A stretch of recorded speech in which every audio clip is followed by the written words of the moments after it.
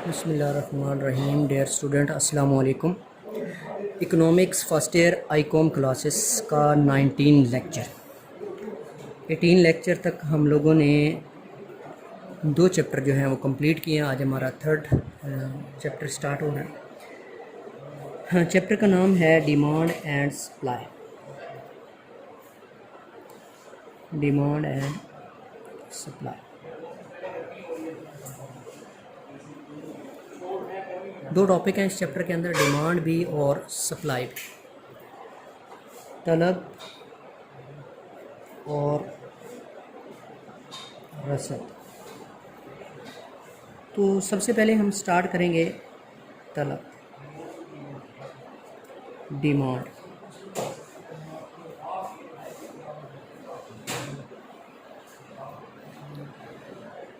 देखिए, सबसे पहले हम मीनिंग ऑफ डिमांड डिस्कस करते हैं। Meaning of demand, meaning of demand.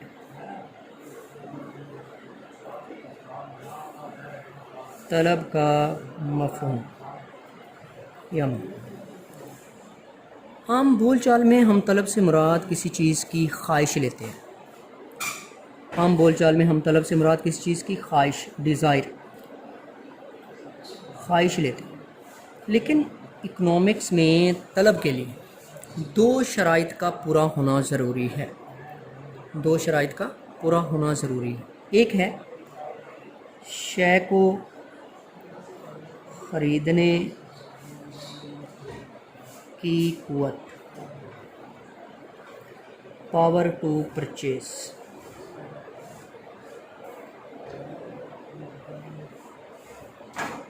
और दूसरा है शय को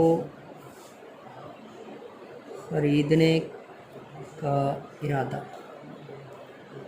विलिंग टू परचेज।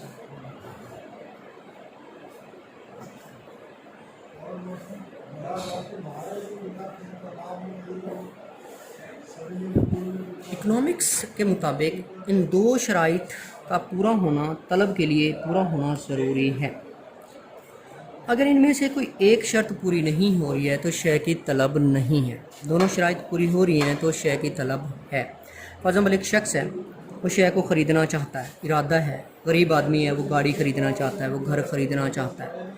उसका इरादा तो है ख़रीदने का, लेकिन उसके पास ख़रीदने के लिए पावर नहीं है, ताकत नहीं है, पैसे नहीं है, तो लाजमी तौर पर उस शय को नहीं ख़रीद सकेगा।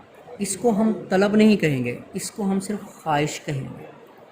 ठीक है, एक शख्स है, वो शय को ख़रीदना चाहता है, लेकिन ख़रीदने के लिए उसके पास ताकत नहीं है, पावर नहीं है, पैसे नहीं है, मनी नहीं है, तो वो उस शय की पावर नहीं है, उस शय की तलब नहीं है। तलब के लिए दोनों शराइत का, जब दोनों शराइत पूरी हो रही होंगी तो वो शय की तलब कहलाएगी। अगर इनमें से एक शर्त पूरी नहीं हो रही है तो वो शय की तलब नहीं कहलाएगी। एक शॉर्ट क्वेश्चन आता है, डिफरेंस बिटवीन तलब और ख्वाहिश। तलब और ख्वाहिश में क्या फ़र्क है? तलब और ख्वाहिश में क्या फ़र्क?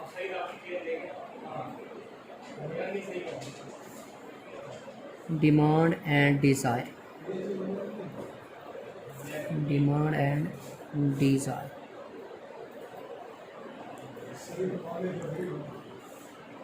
डिमांड क्या था? डिमांड के लिए दोनों शराइत का पूरा होना ज़रूरी है। और डिज़ायर क्या था?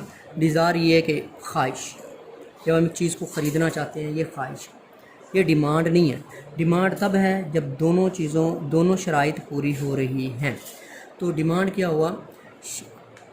शय को ख़रीदने का इरादा भी होना चाहिए और शय को ख़रीदने की पावर भी होनी चाहिए, ताकत भी होनी चाहिए। अगर सिर्फ शय को ख़रीदने का इरादा है और ताकत नहीं है, ये तलब नहीं है, सिर्फ ख्वाहिश है, तो तलब और ख्वाहिश में ये शॉर्ट क्वेश्चन आता है कि difference between demand and desire. इसके बाद तलब का ज़िक्र करें तो कीमत के बगैर हम तलब का ज़िक्र नहीं करेंगे, क्योंकि जब भी हम किसी शय की तलब का ज़िक्र करेंगे तो हम कीमत के बगैर नहीं करेंगे, क्योंकि किसी शय की तलब का जो इन्हिसार होता है वो शय की कीमत पर होता है।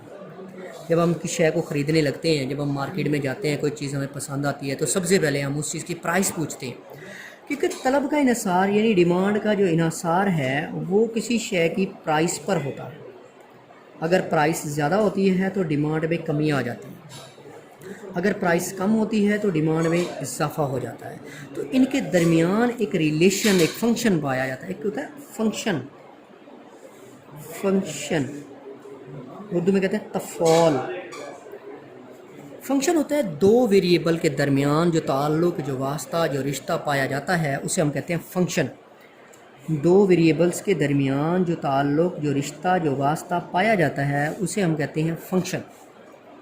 ठीक है, दो वेरिएबल्स के दरमियान। अब एक वेरिएबल है आपके पास प्राइस और एक वेरिएबल है आपके पास डिमांड। डिमांड का इन्हिसार प्राइस पर होता है। जब चीज़ महंगी होती है लोग कम ख़रीदते हैं, जब चीज़ सस्ती होती है लोग ज़्यादा। इसका मतलब है तलब का इन्हिसार किस चीज़ पर है? कीमत पर है। कीमत के बगैर तलब का जिक्र नहीं किया जा सकता। फंक्शन इसको कहते हैं function. Relationship between two variable is known as function. Function भी दो किस्म का होता है। एक को हम कहते हैं तकलीली तफौल, तकलीली तफौल, और एक को हम कहते हैं तकसीरी तफौल, तकसीरी तफौल। तकलीली तफौल और तकसीरी तफौल, इसको कहते हैं डिक्रीजिंग फंक्शन, डिक्रीजिंग फंक्शन, और एक को कहते हैं इंक्रीजिंग फंक्शन, इंक्रीजिंग फंक्शन। देखिए आप, डिक्रीजिंग फंक्शन तब होता है जब एक वेरिएबल के इंक्रीज़ होने पर दूसरा वेरिएबल डिक्रीज़ हो जाए, या एक वेरिएबल के डिक्रीज़ होने पर दूसरा वेरिएबल इंक्रीज़ हो जाए। ऐसे फंक्शन को कहते हैं डिक्रीजिंग फंक्शन। जैसे डिमांड और प्राइस का हमने जिक्र किया। जब किसी शय की कीमत बढ़ेगी उसकी डिमांड में कमी आ जाएगी, जब किसी शय की कीमत में कमी होगी उसकी डिमांड में इजाफा हो जाएगा। तो ये नेगेटिव रिलेशनशिप भी कहते हैं इसको, नेगेटिव रिलेशनशिप, नेगेटिव रिलेशनशिप भी कहते हैं इसको। तो ये माकूस, इन्वर्स रिलेशन भी कहते हैं, इन्वर्स रिलेशन, इन्वर्स रिलेशन भी कहते हैं इसको। नेगेटिव रिलेशन भी कहते हैं, इन्वर्स रिलेशन भी कहते हैं इसको। तो इसको कहते हैं। अब देखिए, प्राइस और डिमांड में कौन सा रिलेशन हुआ? नेगेटिव रिलेशन हुआ, इन्वर्स रिलेशन हुआ, डिक्रीजिंग फंक्शन हुआ, तकलीली तफौल हुआ। क्यों? कि जब किसी शय की कीमत बढ़ेगी, कोई शय महंगी होगी, लोग उसको कम ख़रीदेंगे, उसकी डिमांड में कमी आ जाएगी। जब किसी शय की कीमत में कमी हो रही होगी, वो चीज़ सस्ती हो रही होगी, लोग उसको ज़्यादा ख़रीद रहे होंगे। तो इसलिए डिमांड और प्राइस क्या होगा? डिक्रीजिंग फंक्शन होगा, इन्वर्स रिलेशनशिप पाया जाएगा इनके अंदर। दूसरा होता है इंक्रीजिंग फंक्शन, ये वाला इंक्रीजिंग फंक्शन। जब किसी एक वेरिएबल के बढ़ने पर दूसरा वेरिएबल भी बढ़ जाए और एक वेरिएबल के कम होने पर दूसरा वेरिएबल भी कम हो जाए, तो इसे हम कहेंगे इंक्रीजिंग फंक्शन, तकसीरी तफौल। मैं आपको एग्जांपल दूं भाई, हमारी एक है आमदनी और दूसरी तरफ हमारे हैं अखराजात, expenditure, income and expenditure, income and expenditure.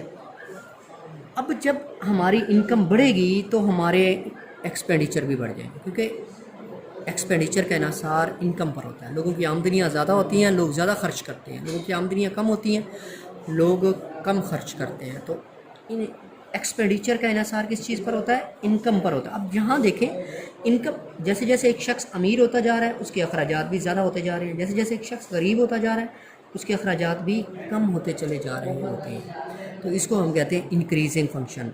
Increasing function में दोनों वेरिएबल की डायरेक्शन सेम होती है, या दोनों बढ़ रहे होते हैं या दोनों कम हो रहे होते हैं। और डिक्रीजिंग फंक्शन में दोनों वेरिएबल की डायरेक्शन अपोजिट होती है। एक वेरिएबल बढ़ता है तो दूसरा वेरिएबल कम हो रहा होता है, और एक वेरिएबल कम हो रहा हो तो दूसरा वेरिएबल बढ़ रहा होता है। दोनों वेरिएबल की जो डायरेक्शन होती है वो अपोजिट होती है। समझ आ गई आप लोगों को बात? तो ये समझाना था कि ये जो डिमांड है, demand is a decreasing function of price. Demand is a decreasing function of price.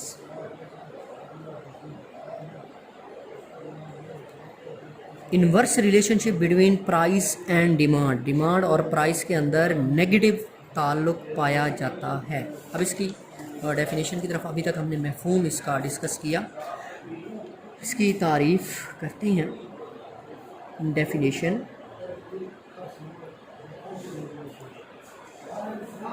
किसी शय की वो मिकदार किसी शय की वो मिकदार जो एक सारिफ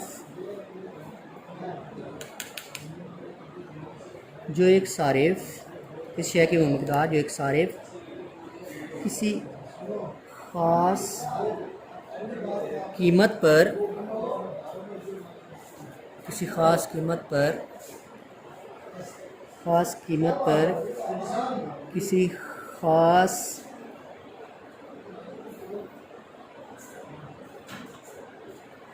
ख़ास अरसे वक्त में आवाज़ नहीं आ रही।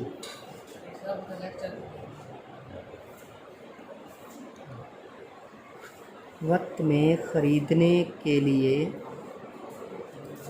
तैयार हो जाए। किसी शय की वो मिकदार जो एक सारिफ किसी ख़ास कीमत पर किसी ख़ास अरसे वक्त में ख़रीदने के लिए तैयार हो जाए, वही बात आ रही है। शय की क्वांटिटी है, कंज्यूमर है, एक ख़ास कीमत पर ख़रीदने के लिए तैयार हो जाए, ख़ास अरसे वक्त में ख़रीदने के लिए तैयार हो जाए। ठीक है। Demand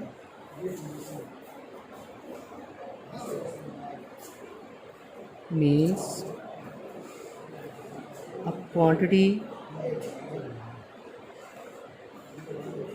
of a commodity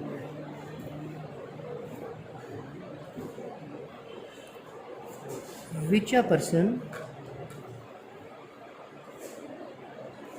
is ready to purchase at a specific price and a specific time period।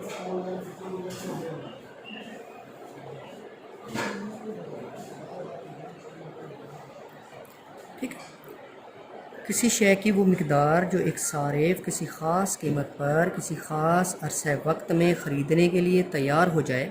यहाँ demands mean a quantity of A commodity which a person is ready to purchase at specific price at a specific time period is known as demand।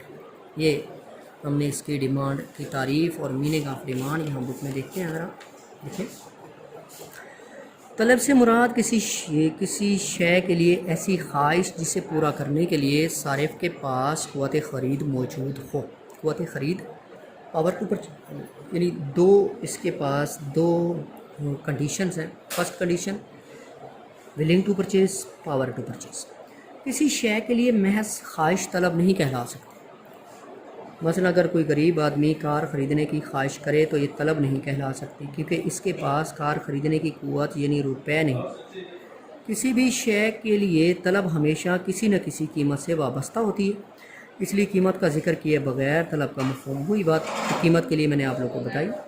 आम मुशाहिदे की बात है कि कीमत के बदल जाने से मिकदार तलब में कमी पेशी हो जाती है, क्योंकि जब किसी शय की कीमत कम हो रही हो तो लोग इसे ज़्यादा ख़रीदते हैं और कीमत के कम होने पर कम हो रही हो तो ज़्यादा ख़रीदेंगे, कीमत के ज़्यादा होने पर कम ख़रीदेंगे।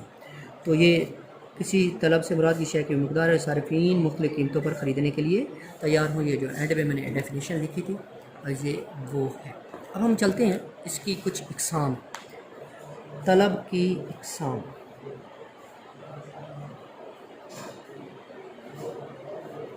Points of demand.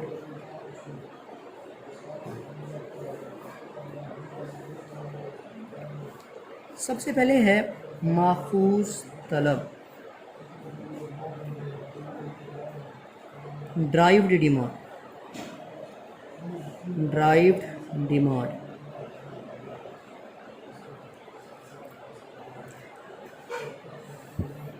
बाज़ अशिया की तलब बरह रास्त नहीं होती। बाज़ अशिया की तलब बरह रास्त नहीं होती है।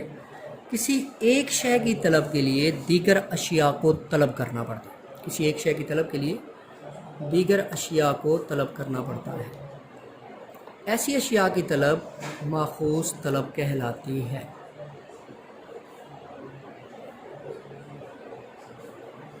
ठीक है। जैसे आप घर ख़रीदना चाहते हैं, घर बनाना चाहते हैं, घर के लिए आपको डिमांड करना पड़ेगा ज़मीन की, मेहनत करने वाले लोगों की, सरमाया की, कैपिटल की, ठीक है, तंजीम की। आपको किस चीज़ की तलब है? घर की। अब घर के लिए आपको पहले ज़मीन चाहिए, कैपिटल चाहिए, पैसा चाहिए, लेबर चाहिए, काम करने वाले लोग, तंजीम चाहिए, मैनेज। तो इन अशिया की तलब डायरेक्टली नहीं थी, डायरेक्टली इन अशिया की तलब थी। तो बाज़ अशिया की तलब बरह रास्त नहीं होती है, किसी एक शय के लिए इन अशिया को तलब करना पड़ता है। तो ऐसी अशिया की तलब कहलाती है ड्राइव्ड डिमांड, माखूज तलब। Demand of some commodities are indirect, these goods are demanded for some goods, these goods are called derived demand। ऐसी अशिया की तलब माखूज तलब। दोबारा सुने, बाज़ अशिया की तलब बरह रास्त नहीं होती है, किसी एक शय की तलब के लिए इन अशिया को ख़रीदना पड़ता है। यानी घर, आपको घर की डिमांड है, आप घर को ख़रीदना चाहते हैं, घर के लिए आपको ज़मीन, मेहनत, सरमाया, तंजीम परचेज़ करना पड़ेगा। तो ये जो इन अशिया की लैंड है, लेबर, कैपिटल, इन अशिया की जो डिमांड होगी वो ड्राइव डिमांड कहलाएगी। ठीक है जी। और नेक्स्ट चलते हैं जी, मुश्तरक तलब, जॉइंट डिमांड,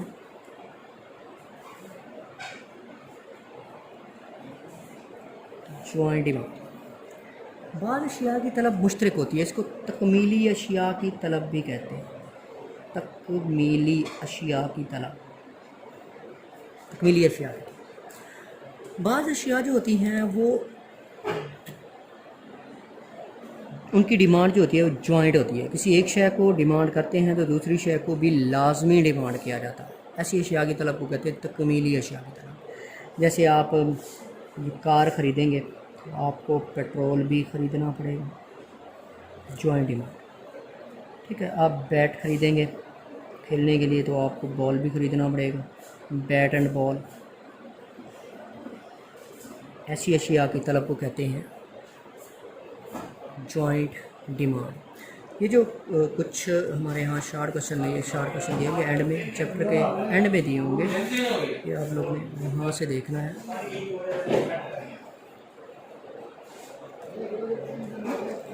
ये देखिए, मुश्तरक तलब है, मुरक्कब तलब है, ठीक है, एक मुरक्कब तलब भी है,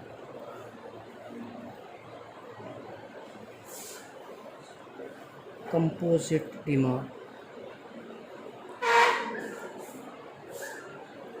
बाज़ अशिया एक से ज़्यादा मकासद के लिए इस्तेमाल होती हैं, जैसे बिजली है, बिजली आगे घरेलू मकासद के लिए, कमर्शियल मकासद के लिए, इंडस्ट्री मकासद के लिए, ट्यूबवेल चलाने के लिए, बहुत सारे मकासद होते हैं इनके। तो ऐसी अशिया की डिमांड को कहते हैं कंपोजिट डिमांड, मुरक्कब तलब। देखिए यहाँ पर मुरक्कब तलब। बाज़ अशिया मुख्तलिफ मकासद के लिए इस्तेमाल की जाती हैं, इन अशिया कि इनके तमाम मकासद के लिए तलब मुरक्कब, मतलब बिजली रोशनी करने के लिए, मुख्तलिफ़ किस्म की मशीनों को चलाने के लिए और दीगर कई मकासद के लिए इस्तेमाल की जाती है। इन तमाम मकासद के लिए बिजली की तलब मुरक्कब तलब कहलाती है। मुश्तरक तलब थी ऐसी हाजात जिनको पूरा करने के लिए एक से ज़ायद अशिया की ज़रूरत हो, मसलन बल्ला और गेंद, रैकेट और शटल, कार और पेट्रोल वगैरह इकट्ठा तलब किया जाता है, इसलिए इन अशिया की तलब को कहते हैं मुश्तरक तलब। ठीक है जी। और हमारे पास होगा और भी शार्ट क्वेश्चन, ये शार्ट क्वेश्चन में बेटा दिए हुए हैं, आपने एक्सरसाइज में देख लेना है, वो हाँ दिए होंगे। ये था अभी, और महफूज तलब यहाँ नहीं मिल रहा, लिखा होगा कहीं, आपने देख लेना है, महफूज तलब का भी दिया होगा कहीं ना कहीं। ठीक है जी, ये आज का हमारा लेक्चर था। आज का लेक्चर हमने डिमांड का चैप्टर स्टार्ट किया, उसमें हमने डिस्कस किया है सबसे पहले है कि डिमांड क्या होता है, मीनिंग ऑफ डिमांड हमने डिस्कस किया है, और डिमांड और डिज़ायर में फ़र्क जो था वो डिस्कस किया है। और इसके साथ हमने जी डेफिनेशन ऑफ डिमांड डिस्कस किया। डेफिनेशन ऑफ डिमांड के साथ साथ हमने फिर काइंड्स ऑफ डिमांड भी डिस्कस किया। काइंड्स ऑफ डिमांड में हमने माखूज तलब, ड्राइव डिमांड, ठीक है, और जी इसके साथ जॉइंट डिमांड और कंपोजिट डिमांड, ये तीन टाइप्स भी हमने, काइंड्स भी इसके डिस्कस की हैं। इसके साथ हमने फंक्शन के बारे में मैंने आप लोगों को बताया था इसमें, कि बेसिकली फ़ंक्शन आगे आ रहे होंगे ना, फंक्शन काफ़ी सारे, तो आप लोगों को पता हो कि फ़ंक्शन क्या होता है। Relationship between two variable is known as function. तो इंक्रीजिंग फंक्शन भी होता है, डिक्रीजिंग फंक्शन भी होता है। इंक्रीजिंग में दोनों वेरिएबल्स जो होते हैं वो एक ही डायरेक्शन में चेंज हो रहे होते हैं और डिक्रीजिंग में अपोजिट डायरेक्शन में चेंज हो रहे होते हैं। ये हमारा आज का लेक्चर था।